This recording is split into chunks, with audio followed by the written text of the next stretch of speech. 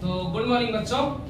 आज जिस टॉपिक के बारे में हम लोग पढ़ने वाले हैं वो वेक्टर का नेक्स्ट टॉपिक है। कल हमने आपको वेक्टर एडिशन के मेथड समझा रहे थे हम अपन, है ना।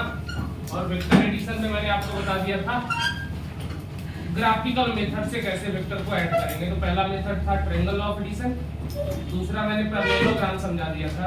अब बारी है पॉलीगन, है ना। अब बारी है पॉलीगन की। तो इससे पहले आप लोग थोड़ा सा 10 सेकंड के लिए ऐसा करिए कि अपनी आंखें बंद कर लीजिए, है ना। और आंख बंद करके पहले आंख में जैसे ही आप आंख बंद करेंगे तो सबसे पहले चेहरा आएगा उस इंसान का जिससे आप रात में फोन से बतिया है, उसको हटा दीजिए। हटा दिए। फिर आ रहा है मम्मी पापा का चेहरा, हम बेटा को भेजे हैं पढ़ने के लिए, वो भी हटा दीजिए। फिर और भी करीबी दोस्त आएंगे, रिश्तेदार, सबको हटा दीजिए। मतलब फिलहाल दिमाग को ब्लैंक करने की कोशिश करिए। ब्लैंक कैसे होगा?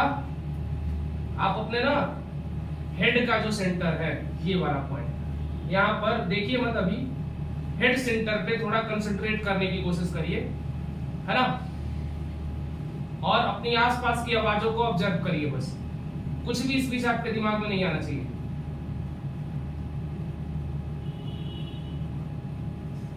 इसके बाद आपके अंदर अगर कहीं पे आपको दर्द हो रहा हो, कहीं उंगली मुड़ गई हो, हाथ में कोई चींटी काट रहा हो, तो उस जगह पे आप वो करेंगे ना कि उसको अपने हाथ पांव को डुलाएंगे। आपको मतलब एकदम हिलना नहीं है पूरे 5 मिनट के। इस बीच आप अपनी सांसों को ऑब्जर्व करिए। आपकी सांस कितनी हल्की है, कितनी ठंडी है।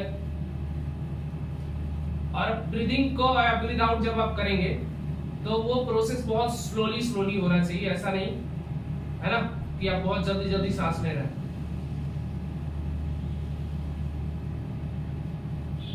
ब्रीद इन करिए, सांस लीजिए, ब्रीद इन। 2-3 सेकंड सांस को रोकिए, फिर धीरे धीरे छोड़िए, breathe out. Breathe in, breathe out. इस बीच आपके दिमाग में कुछ भी नहीं आना चाहिए।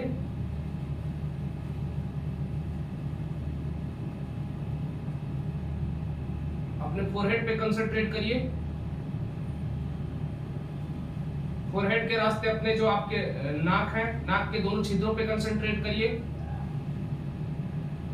जहां से आप ब्रीद इन ब्रीद आउट कर रहे हैं। इस बीच आपके नाक के बाल जो होंगे वो ऑब्जर्व करेंगे कि ठंडी हवा कितनी ठंडी आ रही है, कितनी गर्म है।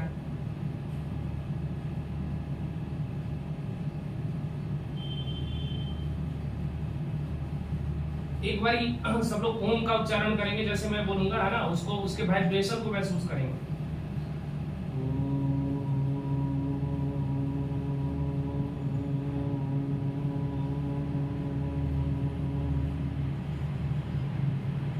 स्टार्ट।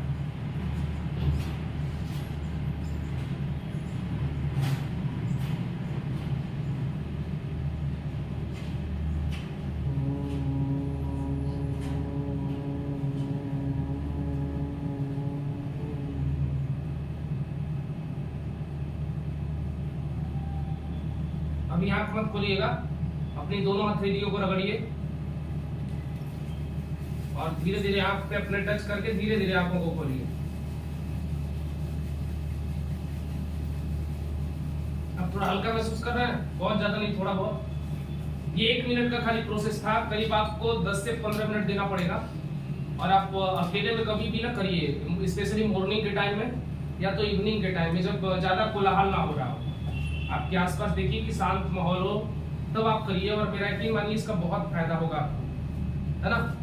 अभी आपको थोड़ा हल्का महसूस हो रहा होगा, थोड़ा बहुत, ज्यादा नहीं। अगर आपने जितना कंसंट्रेशन दिखाया होगा उतना हल्का महसूस होगा, है ना। तो इस प्रोसेस से थोड़ा आपका दिमाग ठंडा रहेगा, उन्हीं चीजों पे लगेगा जहां लगाना है ना। तो चलिए, वीडियो की शुरुआत हो गई, अब अपनी कहानी शुरू करते हैं, है ना। आज हम लोग पढ़ने वाले हैं वेक्टर के बारे में। तो वेक्टर में हम लोग पढ़ने रहे थे ग्राफिकल मेथड। क्या पढ़ रहे थे? Graphical method.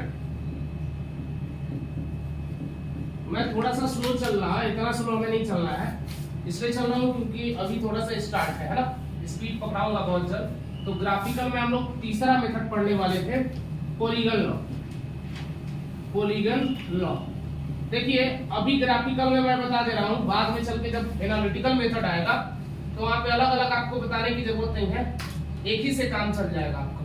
मतलब वेक्टर एडिशन से ही एनालिटिकल मेथड एक बार डिराइव कर देंगे। सेम आप चाहे तो पैरेललोग्राम भी लगा सकते हैं, सेम आप चाहे तो पॉलीगन लॉ भी लगा सकते हैं वहां से, है ना। इसको मेथड को कहते हैं head tail method. Head tail method. इसमें क्या होता है, इसको लिखिए,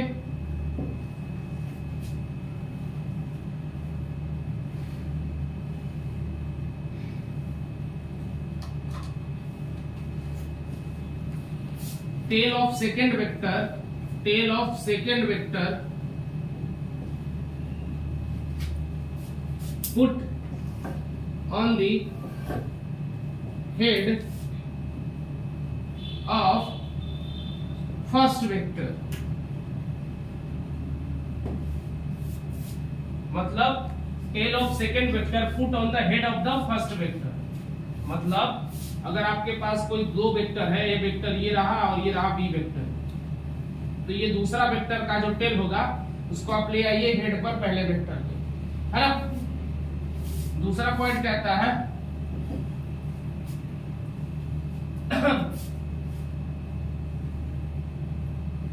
point starting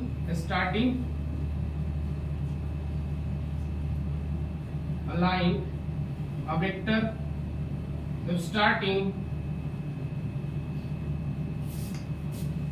tail of first vector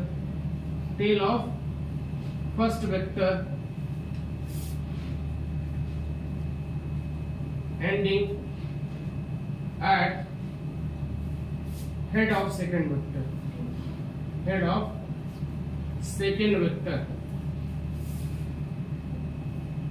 is the resultant। इसका मतलब क्या है बच्चे, आपको पहला काम करना है, अगर आपके पास दो वेक्टर हैं तो दूसरे वेक्टर के टेल को पहले के हेड पे लाना है, क्लियर है, और फर्स्ट वेक्टर के टेल से सेकेंड वेक्टर के हेड को जोड़ देना है और आपको रिजल्टेंट मिल जाएगा, है ना। तो ये वेक्टर एडिशन जैसा दिख रहा है, तो पॉलीगन भी इसका एक्सटेंडेड फॉर्म होता है। खाली जरूरी नहीं है कि दो ही हो, पॉलीगन का मतलब है दो या दो से ज्यादा, है ना। तो अभी फिलहाल जैसे मान लो इस वाले वेक्टर को हम क्या ला दिए, इसके हेड पे ला दिए, और vector starting tail at the first और ending at head of the second. तो ये पॉलीगन लॉ का ये रूल है, बेसिक रूल है। अब कहोगे सर अगर n नंबर ऑफ टर्म्स हो, हमारे पास n नंबर ऑफ अगर वेक्टर हो तो क्या करेंगे,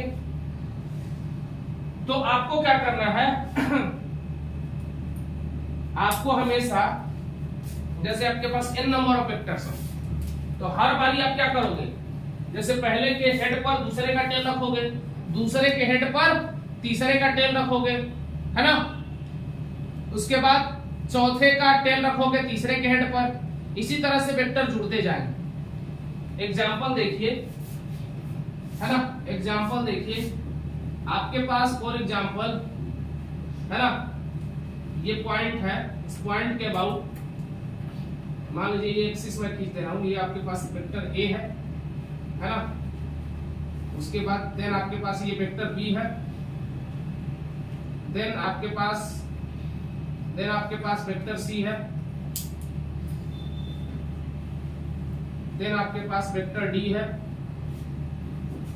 देन आपके पास वेक्टर ई है, देन आपके पास वेक्टर एफ है ना। मान लीजिए आपके पास इतने सारे वेक्टर्स हैं A B C D E F, है ना। अब इनको आपको जोड़ना है, तो आप वैसे के वैसे लिखना शुरू करिए, है ना। आप वैसे के वैसे लिखना शुरू करिए। मान लीजिए यहाँ से कहानी शुरू हो रही है, आपको जो भी ओरिएंटेशन से एंगल पता हो, सबसे पहले आप वेक्टर ए लिखिए यहाँ पर वेक्टर ए, ये वेक्टर ए हो गया, क्लियर है। अब वेक्टर बी को देखिए ऐसे है थोड़ा सा, तो वेक्टर बी अगर हम यहाँ रखेंगे तो थोड़ा ऐसे दिख रहा है, ये वेक्टर बी हुआ, बोलो। थोड़ा सा ऐसे है, पेंट है, थोड़ा सा अभी भी पेंट है, ऐसे, क्लियर है। ये वेक्टर बी हुआ, सी देखिए पूरा स्ट्रेट है, ये वेक्टर सी हुआ, बोलो। सी के बाद डी देखो थोड़ा सा ऐसे फिर बेंट हो, ये वेक्टर डी हुआ। डी के बाद ई देखो, ये थोड़ा सा ऐसे बेंट हो रहा है, ये वेक्टर ई हुआ, बोलो। ई के बाद एफ आ गया सीधे ऐसे स्ट्रेट, ये एफ हुआ, बोलो। अब लास्ट वाला मोमेंट वही करना है, मतलब tail of the first vector is joint head of the nth vector is the resultant. Tail of first vector joint with head of the nth vector is the resultant. अगर आपके पास n number of vectors हैं तो clear है। तो यहां से start करो एक लाइन और सीधे इसको जोड़ दो। इतनी खराब लाइन तुमने से बनेगी मेरे को उम्मीद था। ये रिजल्टेंट और ये रिजल्टेंट आपको देगा vector A plus vector B plus vector C plus vector D plus vector E plus vector F. ये रिजल्टेंट देगा और इसी को हम कहेंगे पॉलीगन, है ना। तो आपके पास n नंबर ऑफ वेक्टर है तो आप क्या करोगे, फर्स्ट के हेड पे दूसरे का टेल, दूसरे के हेड पे तीसरे का टेल, तीसरे के हेड पे चौथे का टेल, जोड़ते जोड़ते n वेक्टर तक जाओगे और रिजल्टेंट के लिए, है ना। अब vector starting from tail of first vector ending at head of the nth vector is the resultant. Clear है, बोलो। तो ये होगा पॉलीगन लॉ, जिससे आप ढेर सारे वेक्टर को इजीली जोड़ पाओगे। इसमें और कोई कहानी नहीं है ना। आगे चले, आया ना समझ। हेडिटल मेथड इसीलिए कहा जाता है और ये वेक्टर लॉ का एक्सटेंशन है। वेक्टर को भी इसी तरह से जोड़ते थे, देख लो ये वेक्टर यही तो जोड़ते थे, इसलिए तो पहले वेक्टर से शुरू किया। तो इसको एक्सटेंशन ऑफ वेक्टर भी बोलते हैं, एक्सटेंशन ऑफ वेक्टर लॉ। तो पॉलीगन लॉ कुछ नया नहीं है, एक्सटेंशन ऑफ वेक्टर लॉ।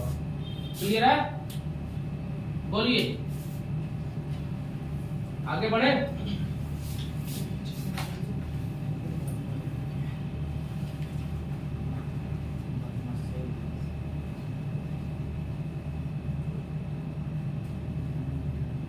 हाँ, तो अब आपको कौन सा स्टोरी बताने वाले थे, बोले थे कि बताएंगे वीडियो के बीच में। राखी, हाँ हाँ, राखी से रिलेटेड था। जैसे रक्षाबंधन आने वाला है, आप लोगों को पता है, तो आप लोग अपनी बहनों को याद करेंगे, है ना। किसी की अपनी बहन होगी, किसी की काल्पनिक बहन होगी, बहनें होंगी, है ना, किसी ने बना रखा होगा। तो उसी तरह मेरी भी स्टोरी है। मैं भी जब कॉलेज में गया था तो पहली बात तो मेरी कोई बहन नहीं है रियल में, हम लोग दो भाई हैं। और अभी तक रक्षाबंधन हम लोग कैसे मनाते हैं, मेरा भाई मेरे को राखी बांध देता है, मैं उसको बांध देता हूँ, दोनों एक दूसरे को मिठाई खिलाते हैं, गले लग जाते हैं। वो बोलता है मैं तेरी बहन, मैं बोलता हूँ मैं तेरी बहन। तो भाई ही हैं हम लोग, लेकिन एक दूसरे से गले मिल लेते हैं। लेकिन अब तो काफी टाइम से, जब से मैं इस लाइन में आया हूँ या पढ़ा रहा हूँ या कॉलेज में तो फिर भी चला जाता था अगस्त के टाइम, लेकिन अब तक से नहीं हो पाता। तो मेरे को एक बार कॉलेज में महसूस होने लगता कि मेरी भी कोई बहन होती। अब मैं भोपाल जैसे शहर में बहन ढूंढ रहा था, भोपाल की लड़कियां तौबा तौबा, मतलब अलग ही लेवल की। तो मेरे को एक ऐसी लगी कि चलो उसको बहन बना सकता है।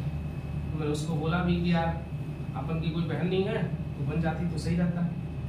तो वो भी तैयार हो गई खुशी खुशी। बहन बनाने में किसी को क्या एतराज हो सकता है। कोई भी रास्ते में चलोगे और पूछ लोगे कि बहन बनोगी तो आप बोल देंगे हाँ भैया। लेकिन ऐसे बोलना ना, कभी नंबर मिलेगा तो कहेगी कि साइज देखो मेरे सैंडल का, ऐसे बोलेगी। फिर अरे जो स्मार्ट हो गए तो मान भी जाएगी, कहेगी ठीक है नंबर ले लो। तो यही हो रहा था कि वो मान गई। हमें लगा चलो यार जिंदगी में पहली बार मेरे को बहन मिलेगी। तो मैं पहले दिन गया कॉलेज, एक दिन के बाद मतलब छुट्टी के बाद आया। तो हम बोले कि अपने बहन से मिलते हैं।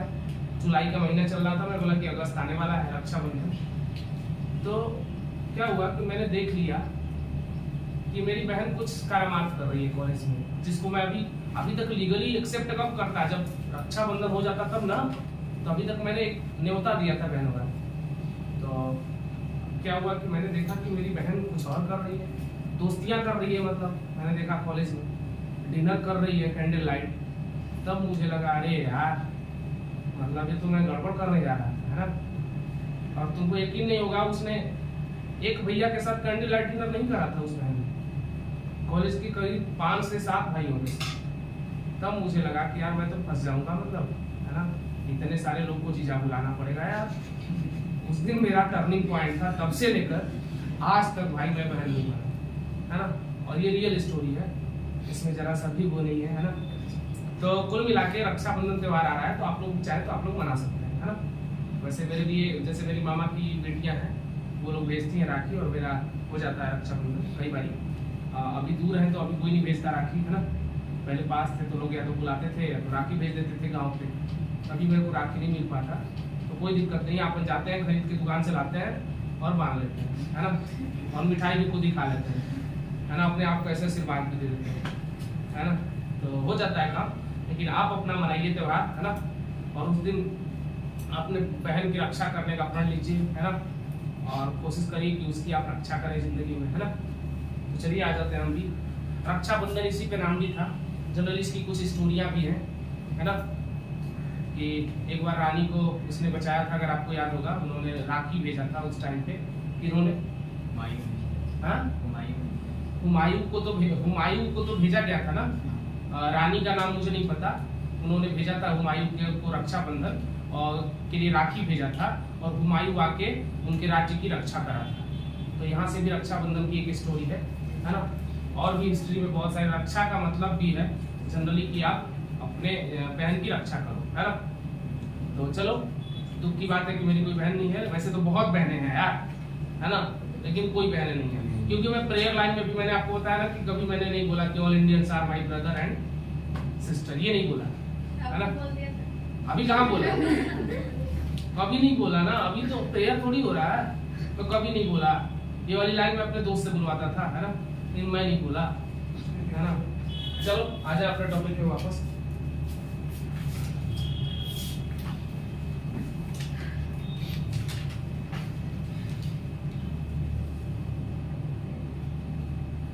बता दूं ना, चलिए। तो अब अगला बच्चे है ग्राफिकल मेथड के बाद एनालिटिकल मेथड। अब एनालिटिकल मेथड में एक ही से कहानी आपकी सोल्व हो जाएगी, यहां से क्वेश्चन बनने स्टार्ट हो जाएंगे। मिटा दूं,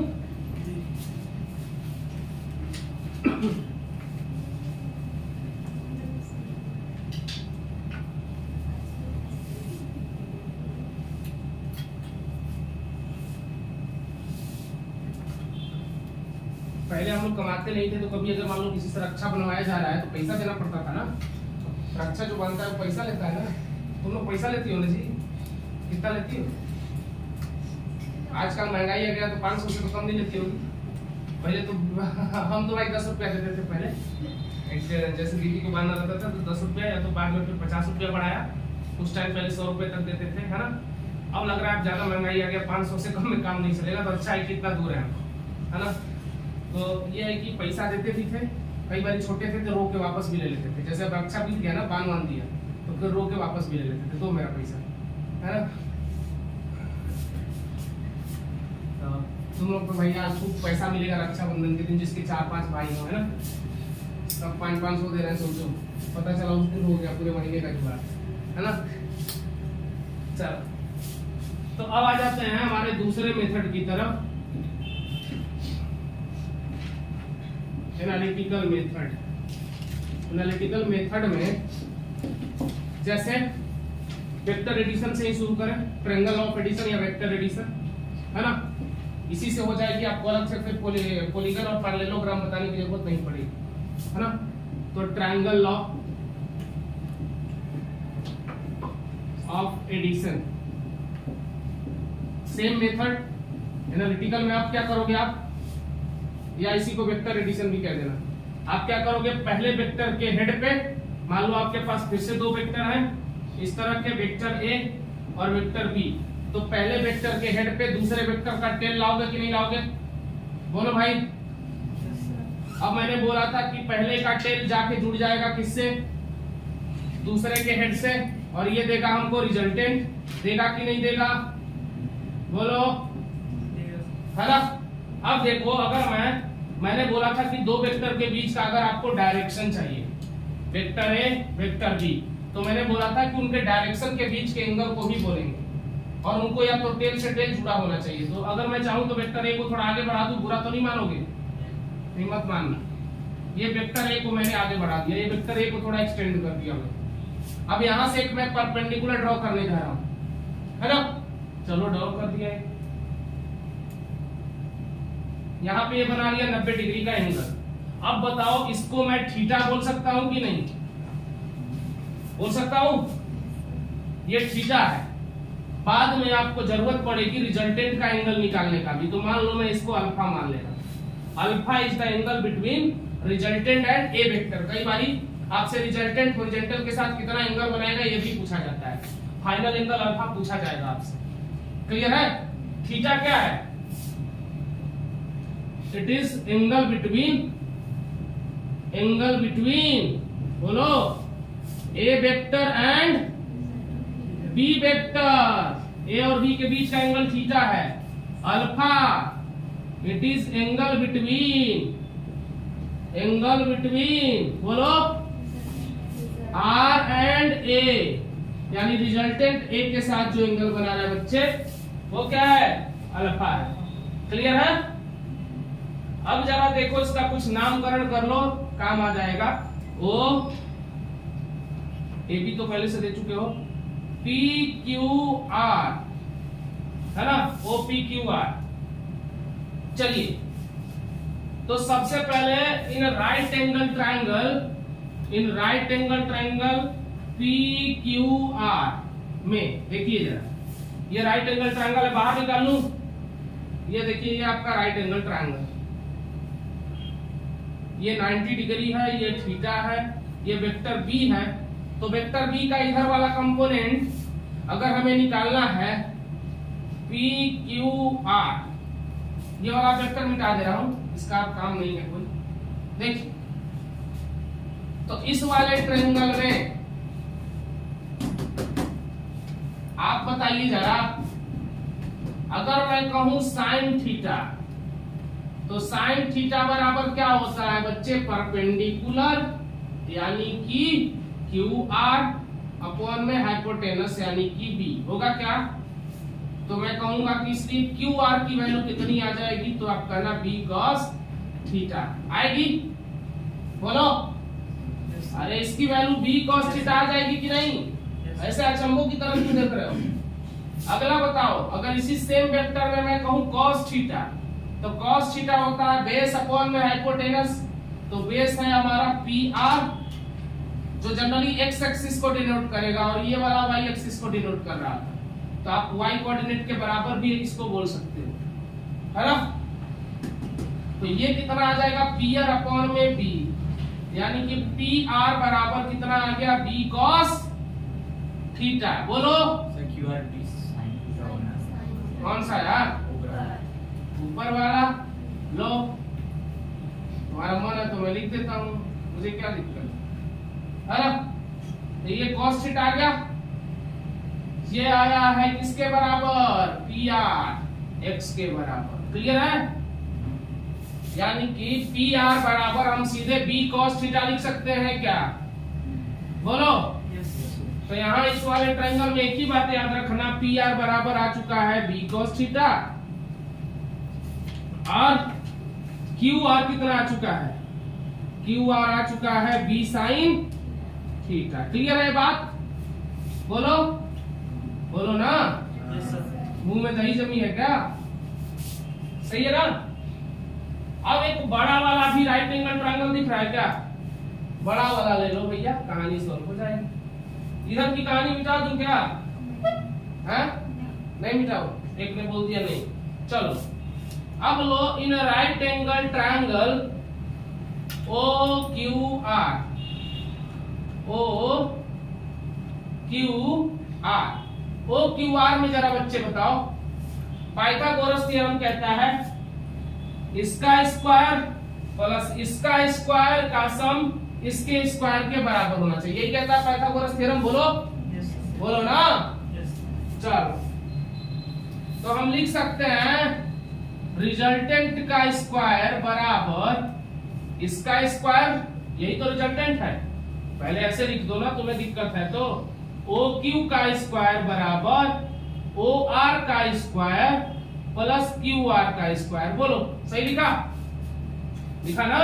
यस तो अब ओ क्यू को हमने लिखा आर का स्क्वायर प्लस ओ आर को क्या लिखेंगे, यहां से यहां तक ए और यहां से यहां तक बी कॉस थीटा। तो क्या लिखेंगे? ए प्लस बी कॉस थीटा लिखेंगे कि नहीं लिखेंगे? बोलो ना। इसका स्क्वायर करेंगे कि नहीं करेंगे? करेंगे ना। अब देखो, अब है क्यू आर का स्क्वायर, तो क्यू आर का स्क्वायर को क्या लिखोगे बताओ? बी साइन थीटा का होल स्क्वायर लिखोगे? बोलो ना, अरे बोलो। Yes sir. यहां तक की कहानी समझ में आ गई? अब मैं इधर इसको लेके आऊंगा, अगर आप इसको लिख लिए होंगे तो मैं मिटा दूं क्या? ये कोई कहानी ही नहीं है, मिटा दूं? चलो बहुत बढ़िया, एक कहानी है जो तुझको सुनानी है।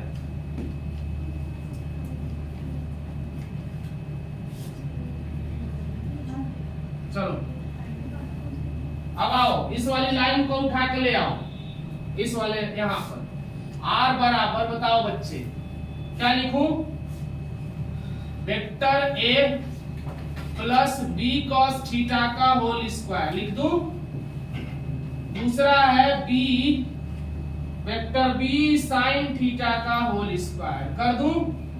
चलो कर दिया। इधर है r का स्क्वायर, तो वेक्टर r का स्क्वायर, वेक्टर r का स्क्वायर मतलब मैग्नीट्यूड r का। देखो मॉड में कोई चीज ले लिए तो मतलब उसका मैग्नीट्यूड होता है, बताए थे। जैसे वेक्टर a को मॉड में अगर लिख दिए तो इसका मतलब है खाली a का मैग्नीट्यूड। तो अब बताओ a प्लस b का होल स्क्वायर क्या होता है? a square plus b square plus 2ab, 2 vector a vector b cos theta plus इसका बताओ vector b square sine square theta. Clear है बच्चे? बोलो यहाँ पर। अब बताना जरा a square plus b square का कॉमन लो जरा। तो देखो यहाँ पे आ रहा है cos स्क्वायर थीटा, यहाँ पे आ रहा है साइन स्क्वायर थीटा, तो ये आ जाएगा। देखो वेक्टर a के स्क्वायर को मैंने ऐसा मान लिया कि एक तरह से वो उसके मॉड का स्क्वायर है, और मॉड का स्क्वायर हम ये स्क्वायर डायरेक्ट दे देगा। अब ये मॉड दे रहा है a का, समझ में आ गया? तो cos स्क्वायर थीटा यहां से क्या आ जाएगा? प्लस साइन स्क्वायर थीटा आ जाएगा, प्लस क्या बचा? 2ab क्या? cos theta. क्लियर है? बोलो ना। अगर ज्यादा दिक्कत है तो अभी 20 पे लगा लो, कोई दिक्कत नहीं। तो ये आ जाएगा a स्क्वायर, इसकी वैल्यू कितनी होती है? इसकी वैल्यू होती है 1। क्या होती है? 1। तो ये क्या आ जाएगा? a square plus b square plus 2ab cos theta. Theta मैंने बताया था a और b के बीच का एंगल है, तो रिजल्टेंट का स्क्वायर जो आ जाएगा वो इतना आ जाएगा, मतलब r स्क्वायर बराबर इतना आ जाएगा। क्लियर है ना? तो इसलिए वेक्टर r का रिजल्टेंट बराबर क्या मिल जाएगा? Root under a square plus b square plus 2ab cos theta. ये है आपका फाइनल रिजल्टेंट, है ना? थीटा है angle between a and b vector. Clear है? बोलो। अभी ये रिजल्टेंट निकला है, अभी डायरेक्शन बताने के लिए आपको रिजल्टेंट का, इधर देखो, रिजल्टेंट का डायरेक्शन बताने के लिए कि हॉरिजॉन्टल से कितना इंक्लाइंड है, कौन से डायरेक्शन में है, देखना पड़ेगा अल्फा। तो लिखो tan अल्फा बराबर, भूलना मत, tan अल्फा बराबर, बताओ जरा क्या हो जाएगा? tan थीटा क्या करता है? परपेंडिकुलर अपॉन में बेस, परपेंडिकुलर कितना है?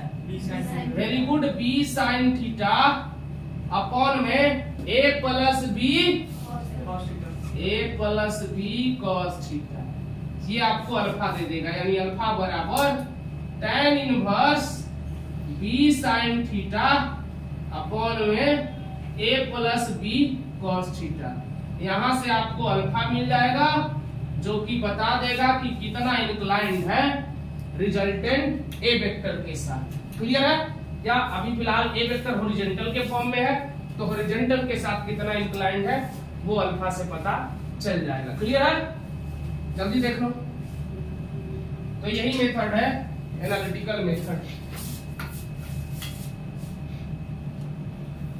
समझ में आया बच्चे? Yes, sir. अरे फोटो लेने की जरूरत नहीं है, आज ही वीडियो लॉन्च हो जाएगा, है ना। ये थियोरेटिकल पार्ट इसलिए मैं डाल रहा हूँ, और चीजें बचा के रख रहा हूँ, लेकिन थियोरेटिकल डाल दे रहा हूँ कि सबका काम हो जाए। और क्या क्या बचा रहा हूँ, बहुत कुछ है बचाने के लिए जो अलग से आपको बताऊंगा वीडियो के अलावा। तो ऐसा नहीं कि वीडियो का कंटेंट खराब है ना, वीडियो में मैं सारी वो चीजें दे दूंगा जिससे आप बाद में रिवीजन कर लो, है ना। और पेपर के टाइम आते आते मैं आपको वन शॉट टाइप का भी बताऊंगा कि एक बार में एक चैप्टर, 1.5 घंटे में पूरा चैप्टर, 1 घंटे में पूरा चैप्टर कैसे रिवाइज करें वो भी बताऊंगा। हो गया ना? बिठा दूं? जल्दी करिए, नहीं क्या पूरी रात लिखने वाली हो क्या? शीतल समझ में आया?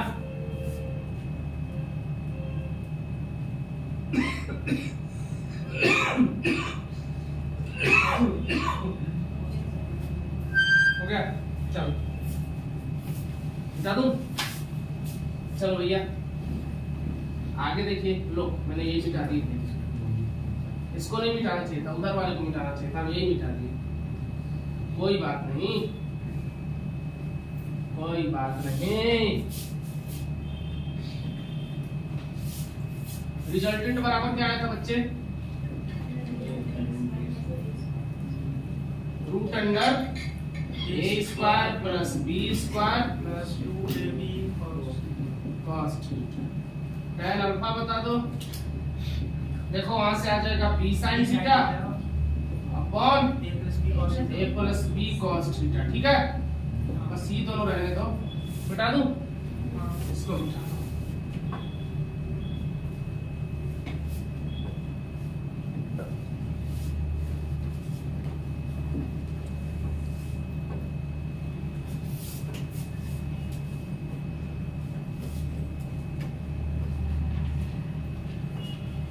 देखिए केस नंबर 1, केस करिए अब आप।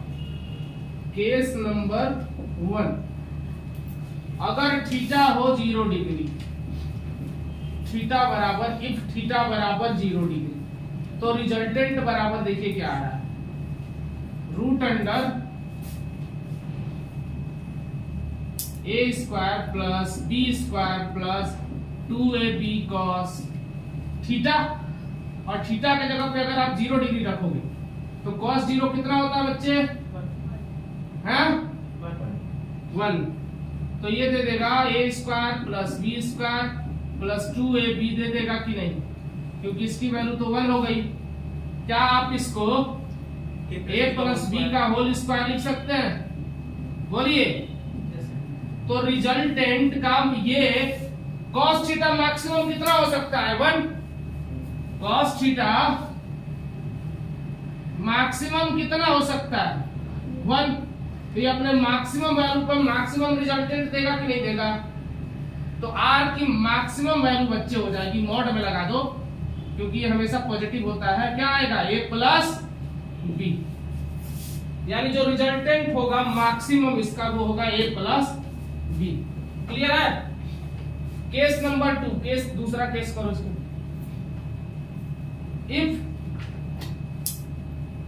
if theta is equal to 180 degree, अब अगर थीटा 180 डिग्री होगा तो रिजल्टेंट बताओ क्या आ जाएगा? Root under a square plus B square plus 2ab cos 180 degree होगा बच्चे। 180 डिग्री कितना होता है? -1 होता है। तो ये हो जाएगा a square plus B square plus 2ab cos 180 degree हो जाएगा -1। तो फाइनल जो रिजल्टेंट आ जाएगा वो आ जाएगा a माइनस बी का होल स्क्वायर। क्लियर है? अब अगर बाहर आप निकालोगे तो ये आएगा mod of a minus B, मतलब आप अगर सब्ट्रैक्ट भी कर रहे हो, मान लो A3 है B4 है, तो -1 आपके हिसाब से आना चाहिए था, लेकिन नेगेटिव नहीं आएगा, ये मैग्नीट्यूड है तो आपको 1 ही रखना है, इसलिए मैंने इसको भी मॉड में रख दिया। अब जरा एक बात यहाँ पर भी बताइए, cos थीटा की मिनिमम वैल्यू कितनी हो सकती है? -1, तो ये -1 हमको इसी वैल्यू पे मिलेगी, है ना? यानी इस केस में हमको जो रिजल्टेंट मिलेगा वो मिनिमम मिलेगा कि नहीं? तो रिजल्टेंट मिनिमम कितना मिला? A minus B. मैक्सिमम कितना मिला? A plus B. तो ये रिजल्ट आप याद रखिएगा, कई बार आपको वेक्टर चेक करने में हेल्प देगा, ये इंपॉर्टेंट पॉइंट याद रखिएगा कि आपका जो रिजल्टेंट है वो लाई करता है कहां से? A माइनस बी से लेकर कहां तक मैक्सिमम? A प्लस बी तक। ये हो गया मिनिमम, ये हो गया मैक्सिमम, ये हो गया मिनिमम, ये हो गया मैक्सिमम, है ना? कई बारी कहेगा, जैसे एक एग्जांपल देखिए, एग्जांपल कह रहा है आपके पास दो वेक्टर हैं, एक का मैग्नीट्यूड है मान लीजिए 2, दूसरे का मैग्नीट्यूड है ना, एक वेक्टर है जिसका मैग्नीट्यूड है 2 यूनिट और वेक्टर b बराबर मैग्नीट्यूड है 3 यूनिट। अब आपसे कह रहा है कि इसमें से इनका रिजल्टेंट क्या नहीं हो सकता है? Which of the resultant is not possible? Which of the resultant is not possible? जितने टाइप के पॉसिबल क्वेश्चन होंगे बनने वाले सब बता देंगे, समझते रहिए आप। इसमें से कौन सा रिजल्टेंट पॉसिबल नहीं होगा? पहला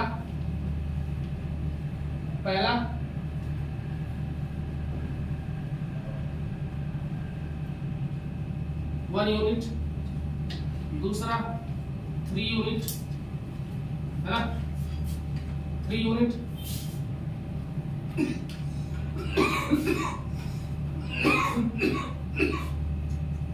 और यूनिट, है ना, इसको 5 यूनिट कर दीजिए, और डी 7 यूनिट। कौन सा पॉसिबल नहीं होगा? चलिए देखिए, मिनिमम मैंने बोला A माइनस बी, अगर आप करेंगे तो मिनिमम 1 आ रहा है। A माइनस बी रिजल्टेंट कहां से कहां तक लाई करता है? A माइनस बी से लेकर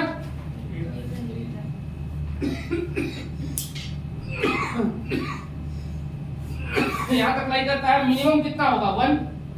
मैक्सिमम कितना हो रहा है?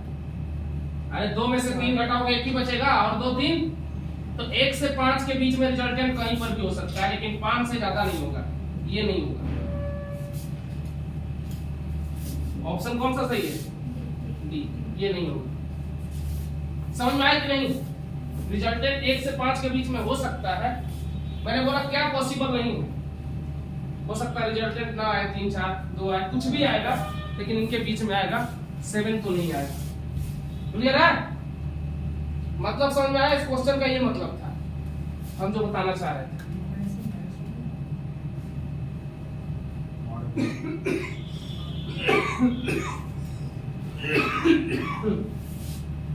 बता दूं?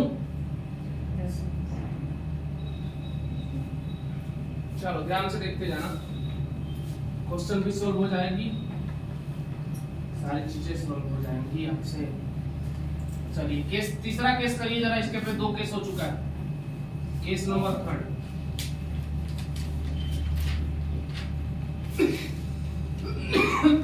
थीटा बराबर 90 डिग्री,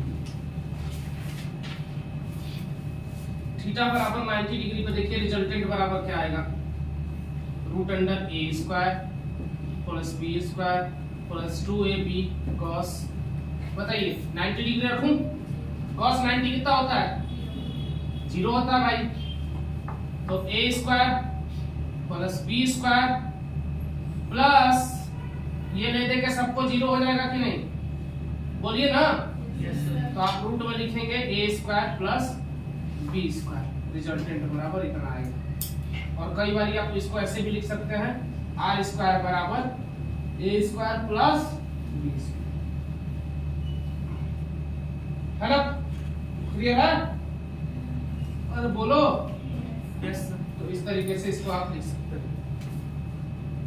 ए और बी अगर एक दूसरे के परपेंडिकुलर होगा तो ये रिजल्ट आएगा। क्लियर है? अब और एक कहानी क्या बन सकती है, अभी आपको केस और करवाएंगे, टेंशन मत लीजिए। हो गया ये? अब इधर वाला बता दूं? Yes.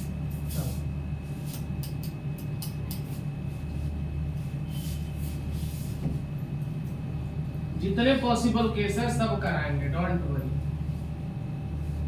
Why you have fear?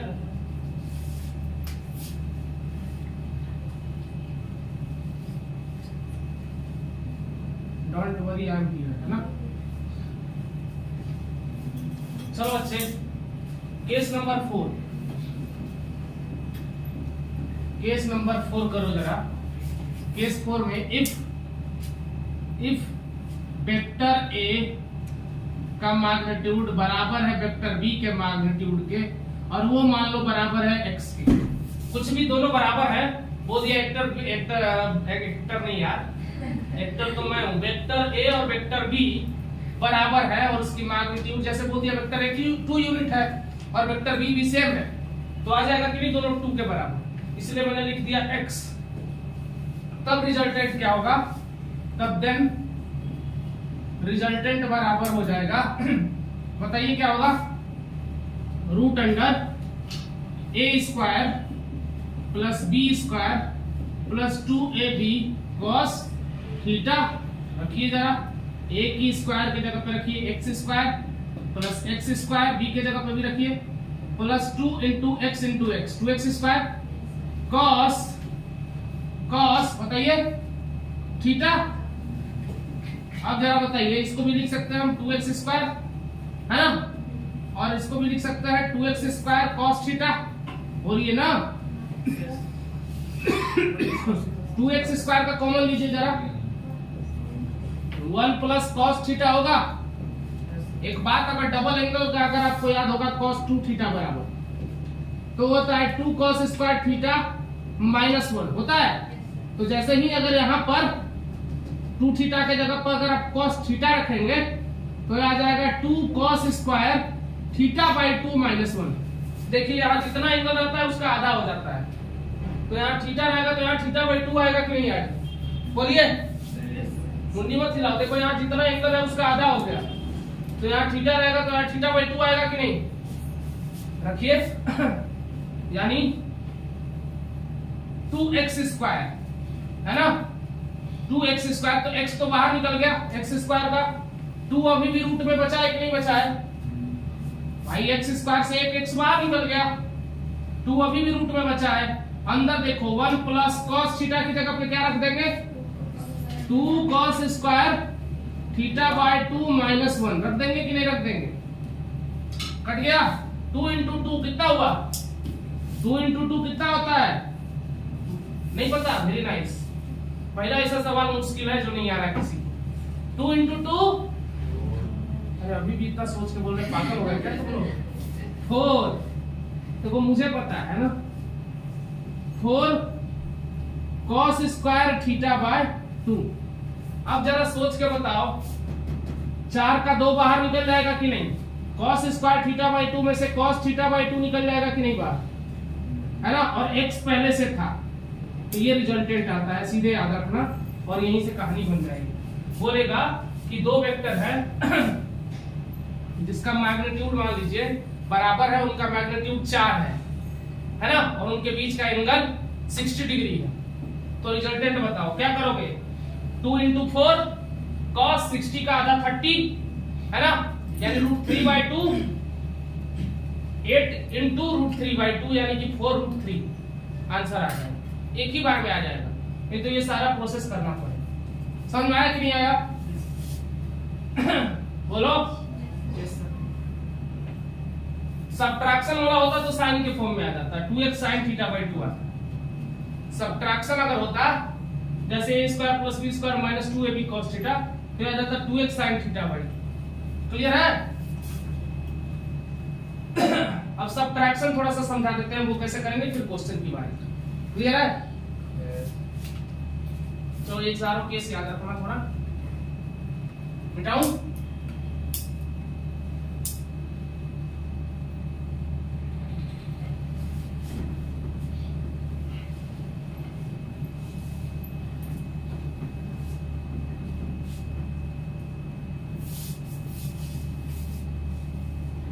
पहले इस पे क्वेश्चन करा दूं ना।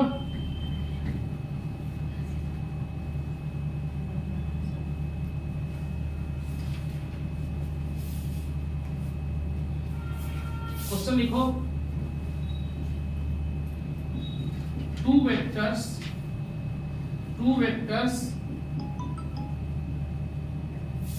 A and B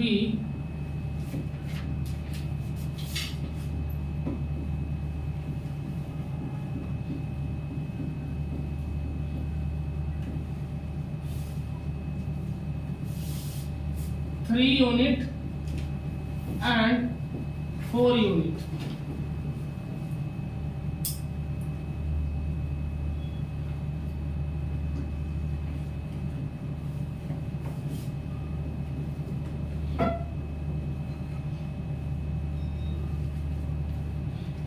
है ना, 3 यूनिट और 4 यूनिट रेस्पेक्टिवली है, एंड एंगल बिटवीन देम, है ना, angle between them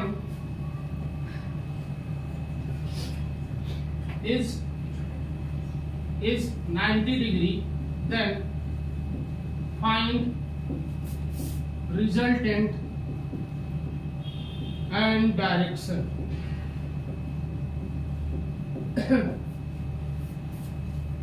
if A is due north and B is due east and B is due north. देखो भैया, दो वेक्टर है और उनके बीच का एंगल 90 डिग्री है, तो कह रहा है रिजल्टेंट बताओ और डायरेक्शन जब उनके बीच का एंगल 90 डिग्री है। देखो ये होता है direction east, west, north, south, यही होता है। अब देखो वेक्टर ए किधर है, ईस्ट की तरफ, वेक्टर ए है ईस्ट की तरफ, कितना 3 यूनिट। वेक्टर बी है नॉर्थ की तरफ, कितना 4 यूनिट। भाई यही तो होगा रिजल्ट, प्रश्न में क्यों बना रहे हो? यही तो है रिजल्ट है।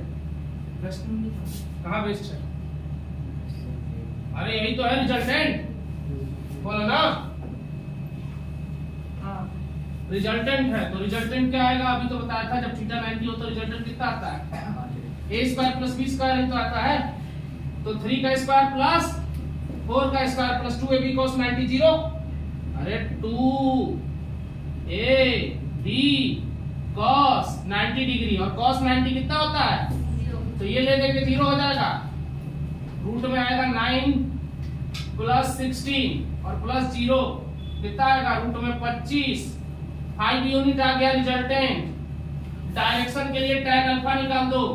tan अल्फा बराबर क्या बताए थे, बोलो ना, b sin theta. Very good, b sin theta upon a plus b cos theta बताए थे। तो b की वैल्यू कितनी है 4, sin 90 थीटा की वैल्यू कितनी थी, अपॉन a की वैल्यू कितनी है 3, प्लस b cos 90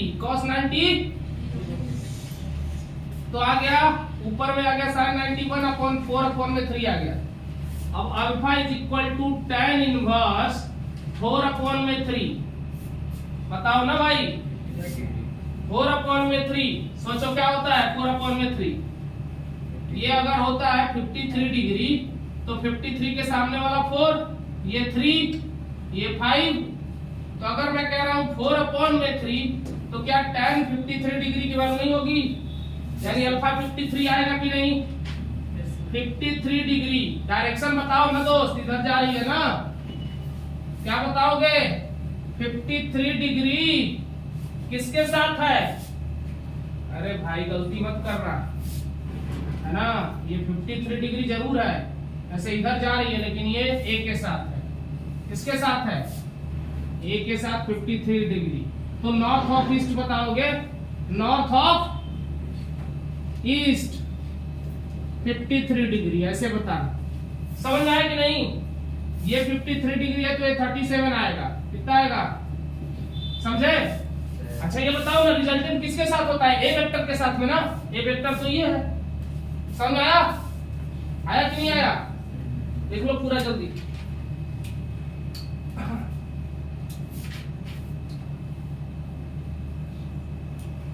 कोई समस्या, परेशानी, दिक्कत? दिक्कत नहीं तो चलो।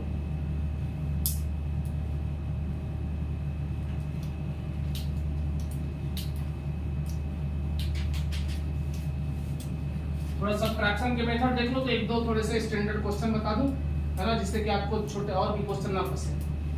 और इसकी कुछ सीट की जुगाड़ भी करना है आज आप लोग को। बता दूं ना? बोलो ना, बोलो है ना, बोलो बोलो।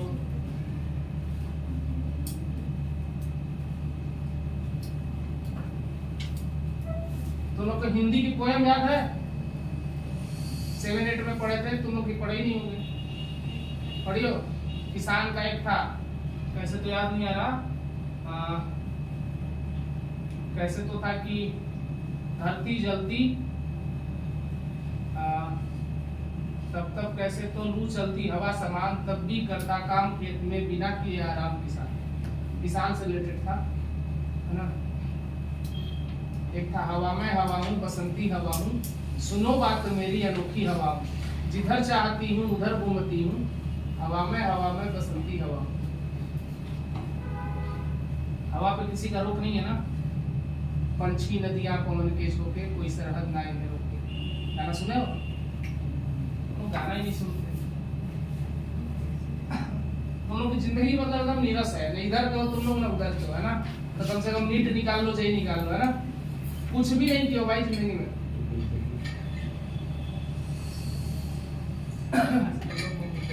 कम से कम आप लोग जेई और नीट निकाल लो, अगर जिंदगी में कुछ नहीं किया हो, है ना। फर्स्ट से थर्ड तक मम्मी पापा यही बोलते थे, ना तुम इंग्लिश पढ़ो ना हिंदी पढ़ो, इंग्लिश पढ़ो। सही बात। दो या तो हिंदी पढ़ लेते, है ना, या प्योर अंग्रेजी ही पढ़ लेते, थोड़े अंग्रेज जैसे होते, तो भी यहाँ सरवाइव करना मुश्किल होता है। ओए अंग्रेज, दोस्त कहते ओए अंग्रेज। हिंदी बोलने में शर्म आती है। जैसे उसमें वो था, कौन सा, चांचड़ नहीं, वो था साइलेंसर, 3 इडियट में। हाँ देखो कितना बढ़िया, उनकी पसंदीदा मूवी का नाम बता दिया। हाँ 3 इडियट अभी लगा दूं क्या यहीं पे?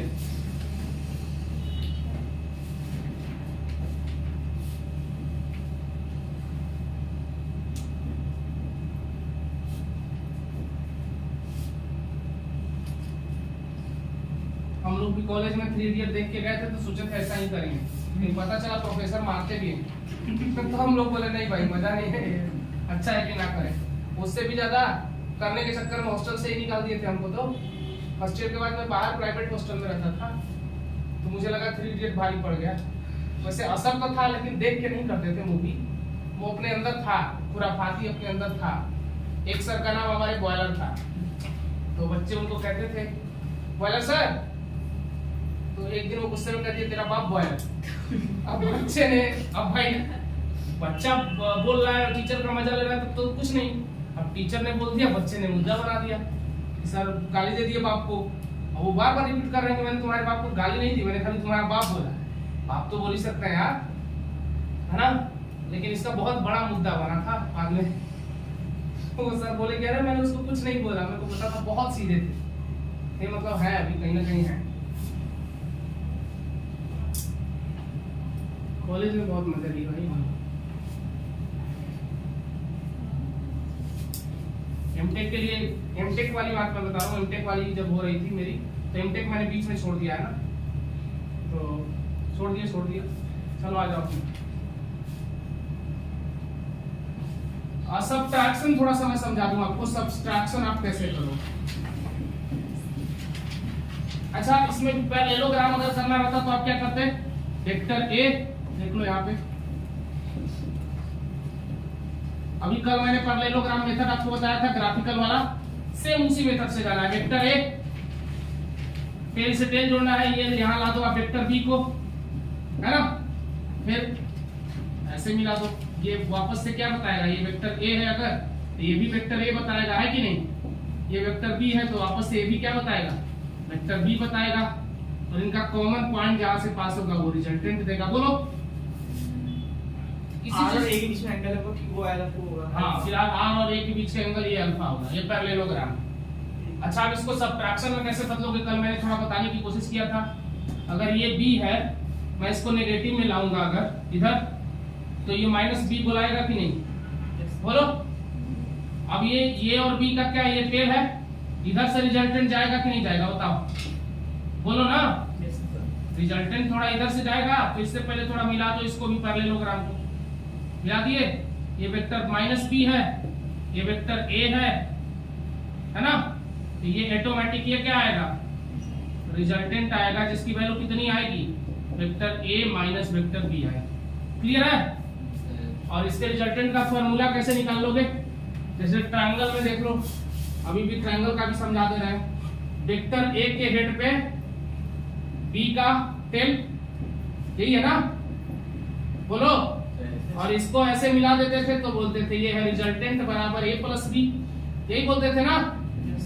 अब देखना ये अल्फा होता था, एंगल के साथ में भी ध्यान देना। देखो अब वेक्टर बी को अगर मैं पीछे लाना चाहूं, ऐसे आएगा क्या, बोलो ना, माइनस बी ऐसे आएगा, हेड के फर्स्ट के हेड पे दूसरे का टेल दिख रहा है, और फिर इनका कॉमन पॉइंट ये रिजल्टेंट देगा, बोलो ना। तो ये जो रिजल्टेंट देगा पता है क्या देगा, वो देगा ए माइनस बी देगा, है ना। यहाँ पर ये रिजल्टेंट है, और ये इसके साथ कितना एंगल बनाएगा, सोचने वाली बात ये, कितना बनाएगा, सोच के बताओ। यहाँ देखो, अगर ये अल्फा है तो क्या ये 90 माइनस अल्फा है, बोलो। और मजे की बात बताए आपको, देखना मजे की बात मैं बताता हूं।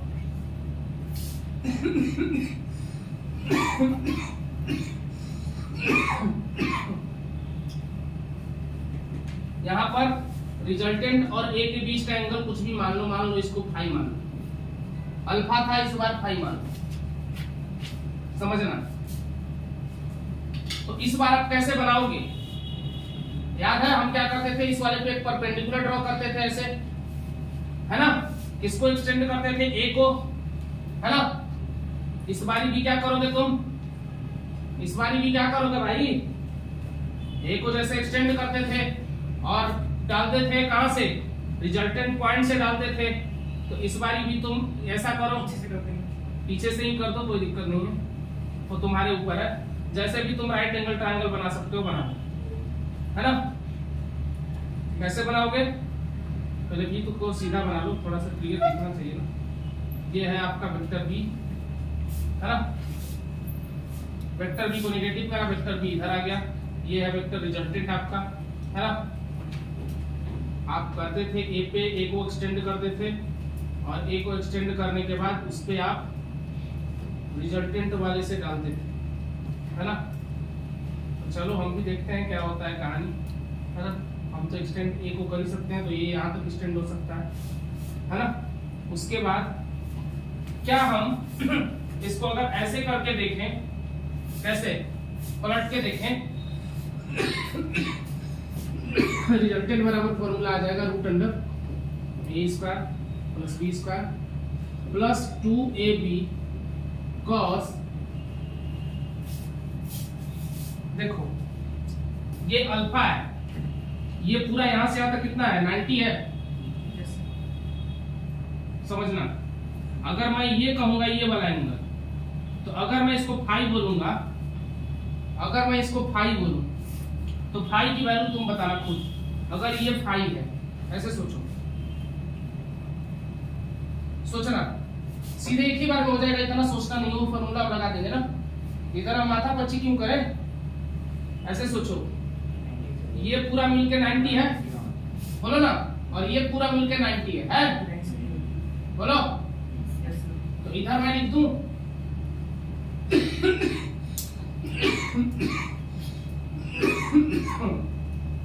इधर लिख देता हूं अल्फा प्लस फाइव, है ना। और इस वाले को क्या लिखूं 90 माइनस 5, और इसको क्या लिखूं 90 माइनस अल्फा बराबर सब मिलके कितना होगा, एक लाइन का एंगल 180 डिग्री होता है, बोलो ना। तो डायरेक्ट अगर ऐसे भी सोचोगे ना तो अल्फा प्लस 5 की वैल्यू कितनी होनी चाहिए, बोलो ना 90 नहीं होना चाहिए। कायदे से अगर देखा जाए ऐसे मत सोचो, थोड़ी सी दिक्कत हो सकती है, क्योंकि अगर मैं इसको लिखना चाहूंगा अगले वाले क्वेश्चन में, थोड़ा सा ध्यान से देखना, एक सेकंड के लिए वीडियो पॉज कर दो, इतना टाइम थोड़ी लेना है ना। देखिए ये एंगल अगर थीटा है तो क्या आएगा, ये 180 डिग्री माइनस थीटा आएगा कि नहीं बताओ। तो यहाँ पे आपको डायरेक्ट रखना है फॉर्मूले में, क्या रखोगे a square plus b square. 180 degree minus theta क्या होता है बताओ, देखो सेकंड क्वाड्रेंट में आएगा कि नहीं 180 डिग्री माइनस थीटा, और cos 180 degree minus theta second quadrant में cos नेगेटिव होता है, तो cos 180 डिग्री माइनस थीटा बराबर आ जाएगा माइनस cos थीटा, है ना। तो यहाँ पे माइनस cos थीटा जैसे ही आएगा 2ab minus cos theta, resultant आएगा a square plus b square minus 2ab cos theta. Theta angle between, इस बार किसके किसके बीच का एंगल होगा बोलो, a और माइनस b वेक्टर के बीच का एंगल होगा, यानी a और b के बीच का अभी भी सब्ट्रैक्शन में भी होगा एंगल, क्लियर है। tan अल्फा वहां पे लिखते थे, यहाँ पे मैंने बोला रिजल्टेंट और इसके बीच का एंगल आप मान लो फाई है, tan फाई वो कितना आ जाएगा बताओ, पहले कितना आता था, पहले कितना आता था b sin theta, b sin theta, तो sin की जगह पे 180 डिग्री माइनस थीटा रखोगे, बोलो ना, upon a plus b cos 180 degree minus, clear है, बोलो ना, बोलो क्या आएगा ऊपर में, क्या आएगा पक्का आएगा। देखो अगर ये थीटा था तो मैंने बोला 180 डिग्री माइनस थीटा है। अब अगर आपने इधर रेफरेंस के इधर वाला एंगल ले लिया, पहली बार आप ये ले रहे थे, पहली बार आप ये ले रहे थे ना अल्फा, तो ये कितना आया था, इसको मैंने फाई मान लिया, तो फाई जब आपने मान लिया तो इधर वाला कंपोनेंट कितना होगा, जैसे ये वाला b cos थीटा हो रहा था, है ना। तो इस बारी भी अगर आप देखोगे तो इधर वाला हो जाएगा b cos थीटा, तो ये वाला कितना आ जाएगा बोलो, 180 डिग्री माइनस थीटा कितना होता है, sin थीटा ही होता है ना, तो आएगा b sin थीटा अपॉन नहीं ये उल्टा हो जाएगा, b के जगह पे ये हो जाएगा, सुनो ये उल्टा हो जाएगी, कहानी पूरी उल्टी हो जाएगी। कैसे, ये 180 डिग्री माइनस थीटा है, बोलो ना, ये कहानी पूरी बदल जाएगी। जैसे ये b है तो ये माइनस b है, तो a है तो इसके लेफ्ट हैंड साइड में माइनस a आएगा, तो जहां a है वहां b आ जाएगा, और जहां b है वहां a आ जाएगा, क्लियर है। तो फाइनल रिजल्ट यहाँ आप चाहो तो इसके हिसाब से लिख सकते हो, है ना। जैसे यहाँ पर देखो ये अल्फा है और इसको मैंने फाई माना, क्या माना फाई, क्लियर है। तो यहाँ पे भी अगर हम परपेंडिकुलर ड्रॉ करेंगे, देखो यहाँ पे मैं परपेंडिकुलर ड्रॉ करने की कोशिश कर रहा हूँ, है ना। तो अगर मैं इसको b मान रहा हूं और इस बारी ये एंगल मान लो हमारा थीटा है, ये एंगल अगर थीटा है तो एक कंपोनेंट b का क्या हो जाएगा, अरे भाई देखो पैरेललोग्राम फिर से बनाना पड़ेगा, बेटा दोस्तों, क्योंकि क्वेश्चन सॉल्व होना चाहिए ना भाई। देखो ये वेक्टर a है, ये वेक्टर b है, ये वेक्टर माइनस b है, बोलो पैरेललोग्राम बनाओ। ये क्या हो गया, ये भी वेक्टर a है कि नहीं, ये भी वेक्टर b है कि नहीं। ये वेक्टर अगर माइनस b है, इसका भी बनाओ भाई, ये वेक्टर a होगा, ये वेक्टर माइनस b है, तो नीचे की तरफ ये भी माइनस b होगा, है ना। हम क्या करते थे, इसको एक्सटेंड करते थे, यहाँ से परपेंडिकुलर ड्रॉ करते थे। इस बार क्या करेंगे, इसी से यहाँ से परपेंडिकुलर ड्रॉ कर देंगे कि नहीं, इसी बारे में कर देंगे, बोलो। तो माइनस b है अगर ये, अगर हमें क्या चाहिए, हमें क्या चाहिए, क्या चाहिए तेरे को, तो बोलेगा रॉकी भाई की दुनिया, है ना। तो हमको इसका रिजल्टेंट चाहिए, हमको इतना कुछ नहीं चाहिए।